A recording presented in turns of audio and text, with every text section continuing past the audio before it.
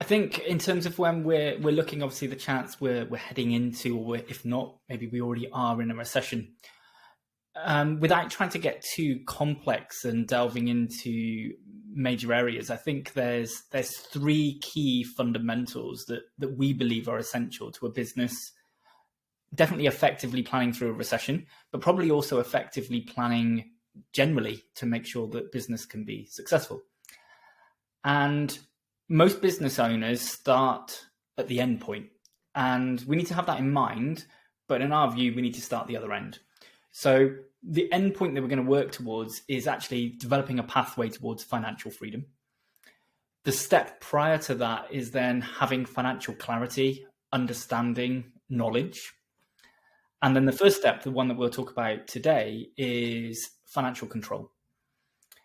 So from our perspective, most business owners do, in terms of what they need to do, they are the technician usually within their business, and that's where they start, and that's where they start spreading themselves out maybe into other areas. So they start having to delve into finance, they start having to dive into marketing, sales, maybe a bit of HR as you start to employ people. And it's probably essential in terms of those earlier stages in the business, because there aren't necessarily the resources or the capital to go and hire other people. But there becomes a point when actually the lack of, I suppose, knowledge around financial systems and processes is meaning that there is a complete lack of control, or certainly a degree of lack of control over that financial elements. And that's then causing challenges in terms of then the business owner getting the other two. So it's very difficult to understand your financial position if your financial data isn't up to date, or it isn't accurate, or it hasn't been dealt with in the correct manner. It's then also even more difficult to plan towards financial freedom if you don't understand. And in turn, if you don't understand, that's because there's the lack of financial controls. So that first step from our perspective is the financial control element.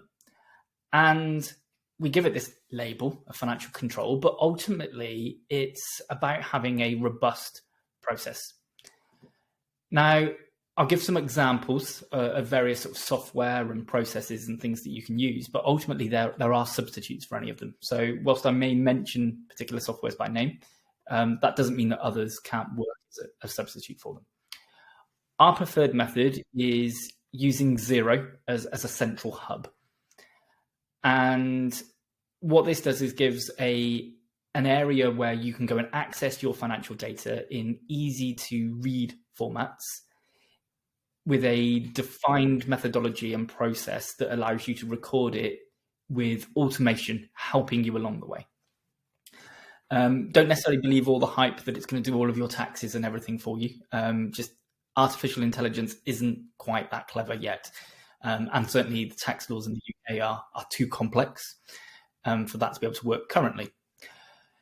Then you need some degree of method of then how you're going to easily capture information in a timely manner. And in our view, you use something like a Dext or HubDoc or Auto Entry or something like that, which enables, basically it sits as an app on your phone.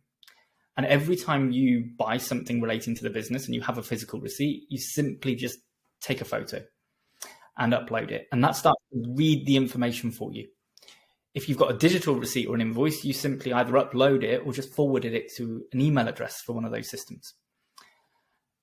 That can then deal with those costs and everything all in the background. We've got your bank connected up to Xero.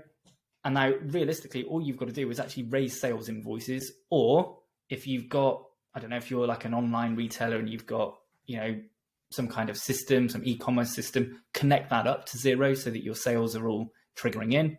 And now all you're going to be doing is matching transactions from the bank against these various invoices and receipts. And our encouragement is you get yourself into a habit where you're doing this at least weekly, ideally daily, and you can do it in a matter of minutes. It doesn't take forever. It gives you a robust process that gives you financial data that's up to date. And you can go and just get yourself a little bit of financial education, which you can do online, just to Google how to categorize, certain costs and things. And you need a consistent process. Like, it's no good that this month you put fuel to motor expenses and then next month you're putting it to travel expenses, because you're not going to be able to see the patterns and the consistency. So you need a consistent method. It doesn't matter if you've chosen motor expenses, then fine, stick with that. If you've chosen travel costs, fine, stick with that. There isn't necessarily a right or wrong answer. You just need to be consistent in the approach that you're taking. Obviously, the ideal would be to start this from the beginning. So brand new business, you get into these habits. Would you say that, so I'm a business owner who say had my business for 3-4 months and have kind of not been very organized with my accounts. Would you say that, and I'm thinking, oh my goodness, this is going to take me at least, 1-2 days to sort, and it's going to take me away from my business. Would you say that the sooner you start it, obviously the sooner you start it, you better, but that it is a really good use of your time? So if you're thinking, oh, like this is just going to be a waste of my time, I could be working on my business, to do this as early as you can and to get yourselves into those habits is something that you should do, rather than seeing it as being a waste of time. Yeah, we always describe it. If you're running a business without these financial systems and processes in place, it's effectively like driving a car and you're just looking in the rearview mirror, and eventually you're going to crash. And the symptoms that you're probably experiencing are things like the VAT bill came out of nowhere. Nobody told me. I didn't know that was coming. And that's probably off the basis of, well, the only time the data is being updated is because the VAT return was due. So it becomes a surprise because you can't measure how it's getting there. It's all in your head. Ideally, yes, you'd start from day one, but obviously you can't go back and change that. And the second best time to start is right now. Okay, so if a business owner sat there thinking, oh, I can't be bothered, you need to take that mindset away and think about the positives that this is going to have on your business. And yes, it might stop you working in your business for however long, but then you will have a robust set of data accounts. So if you ever need any of that information, it's there for you. When you do come to do VAT returns, it's not such a headache. And also, like you mentioned, a lot of new business owners can't afford to engage with an expert to help them. But it means that you almost become like a mini expert. And also, you'll know when the time is right that you can afford to bring an expert in or an accountant in, because you'll understand where your business is up to with its turnover and profit and loss. And it might be that you could have afforded to bring an expert in already, but because you don't understand your accounts and what's going on in the back office in your business, you've been sat with this pile of like paperwork or, receipts or whatever. You could have actually been engaging with somebody like yourself and on a monthly basis getting you to work with them on the accounts, but unfortunately you didn't do it. So, the more organized you can become, the better it's going to be for your business and for you as a business owner, alleviating the stress, letting you get on and do what you know, which is selling the product or service that you have. Yeah, I think ultimately when in the first instance, I get people starting and they're going, no, the financials can wait. We just need to start making money. That's fine. Respect it. Makes sense. But there becomes a point of where actually you can't map or understand or remember all the costs of the business in your head. And you run a danger of the business equation, if you like, becoming income less all the costs equals what you can pay yourself. And therefore you're the person getting paid last. And then you're going, oh, well, I'd like to take, I don't know, £3,000 a month. But actually this month I can't because we don't have the money. So, okay, I'm only going to get 2,000. What am I going to cut out from my personal life? Because you can't take money that's not there. Or you start to go, oh, I'll take, I could just borrow it from the VAT money, or I can borrow it from the tax money that I've been saving. And you end up in a dangerous game. The only way that's going to change is through measuring it, monitoring it, and looking at what's going on so you can see where you can make changes and improve it. So whilst it's going to be painful, in my experience, most businesses who go through that exercise can probably find 10% in terms of saved costs to poor spending or subscriptions that haven't been cancelled or anything along those lines. Yeah, and I think it's kind of, as everybody knows, running a business isn't easy, because if it was, that's what everybody would do. And you have to do the tough things and the things that you don't enjoy to get that business to grow. And, accounts is probably something that everybody does go, oh, I don't want to do it, because you dread what you're going to find. But sometimes, like you've said, you could find something really pleasant in those accounts, and you could find that somebody's, there's 12 people still paying for a subscription that you didn't realize they were paying for.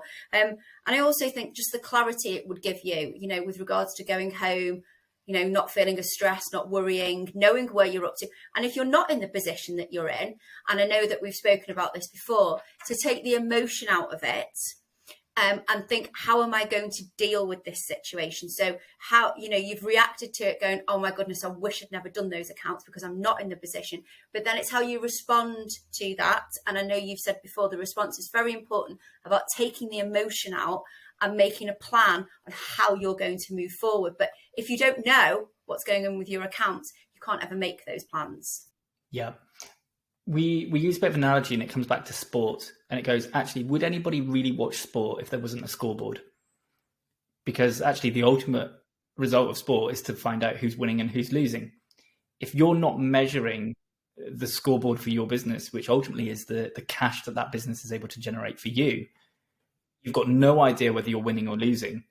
You may well be losing 10-0 at this stage, but you're going to keep doing the same things because maybe that feels right. In which case, it's just going to get worse. If it was me, yes, I'd love to be on the winning team, but actually, I'd rather be on the losing team and know about it than just not know at all, because at least then I can do something about it. And you're right, it's going to be boring. It's not going to be the most thrilling exercise for most people, but I can't remember who this comes from. I feel like it might be Warren Buffett, who says, look, getting rich is boring. You want a boring, predictable business, not one that's up and down, because the highs are great, but the lows are awful. So actually, if you can just make it plain, boring and straightforward and simple, most business owners would take that. They just don't know how to necessarily engineer it. Yeah, and I think most business owners would very much agree with that. So I think this is probably a good place to finish our first part of the series. So if you do want to speak to Ian about what a subject that we've spoken about, or about anything about your accounts, about growing a business, sustaining, exiting a business, you can find Ian on our platform, which is thedirectorschoice.com, in the accountancy area of the platform. So thank you so much, Ian, and we'll see you for your next podcast. Thank you very much.